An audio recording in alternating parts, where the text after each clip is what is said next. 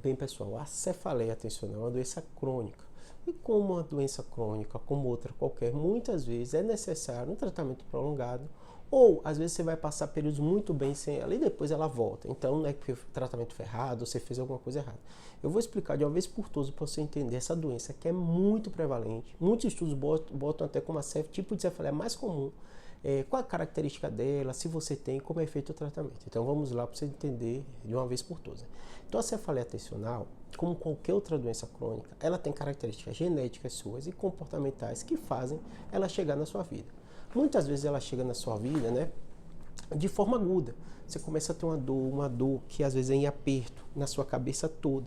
Ela fica ali algumas horas, pode ficar alguns dias. Você consegue fazer seu trabalho, consegue fazer suas coisas. A caminhada nem sempre vai piorar ela, mas está ali o tempo inteiro, né? Ela tem características diferentes da enxaqueca. A enxaqueca normalmente a luz incomoda, barulho incomoda, cefaleia tensional não tem esse componente, né? Muitos pacientes têm aqui a parte de trás da cabeça, né? Como se fosse na nuca. Alguns até falam como se tivesse pressão alta, mas não tem nada a ver com a pressão alta. É realmente a característica da dor. E ela tem muito, a gente chama tensional por isso, uma relação com essa musculatura.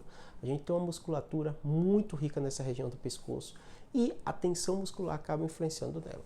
E o que é que a gente faz quando o médico, quando dá o diagnóstico de cefaleia tensional? A gente fez os critérios diagnósticos, né? Trata. Por ser um problema muito comum, às vezes o clínico geral trata, o médico da família, né? Eu trato de muitos pacientes meus, sendo neurocirurgião, às vezes tem um paciente que acompanha por outra coisa, também de cefaleia tensional, eu trato, acompanho, então é uma doença comum. Alguns pacientes têm doenças de difícil controle, que acabam precisando do especialista, o cefaliatra, que é um médico neurologista que se especializou só nisso, né?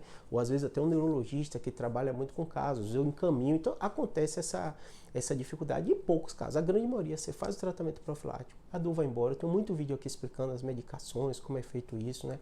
É um remédio que você toma todo dia, tendo dor, e evita que você tenha essas crises da cefaleia tensional. Geralmente, quando a cefaleia acontece toda semana, está numa frequência muito alta, a gente faz isso. E tem os remédios que a gente usa, que são remédios para cortar dor. Então, diferente do profilático, esse outro funciona na hora.